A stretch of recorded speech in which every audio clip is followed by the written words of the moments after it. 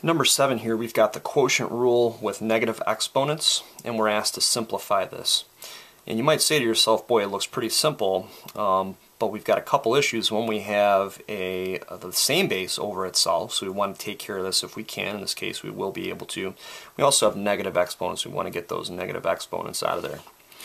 A couple different ways you can do this. One way is you could just go ahead and use your quotient rule, which says that when you're dividing like bases, you take the numerator exponent and subtract the denominator exponent. So this would be negative 7 minus negative 8. Negative 7 minus negative 8, well, that's the same as negative 7 plus 8. Then we would have x to the first power. Negative 7 plus 8 would be 1. We don't want to write this 1 in our final answer. We just want to write this as x. That's one way to do it. There's another way to do this one.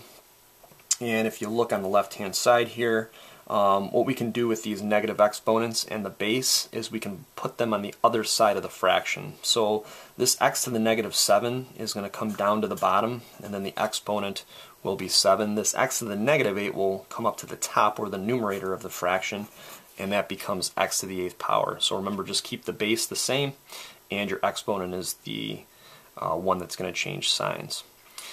If you look on the top, we've got 8 x's being multiplied on the top and 7 x's on the bottom. You can also use your quotient rule at this time, which states that if you have the same base, you would subtract these, and you can see quite easily that that would be 8 minus 7, or 1. And again, we don't want to write that 1 in our final answer, and we've got the exact same thing that we found out before using the quotient rule right away. Really up to you whichever way you want to do it. Doesn't really make a big difference either way.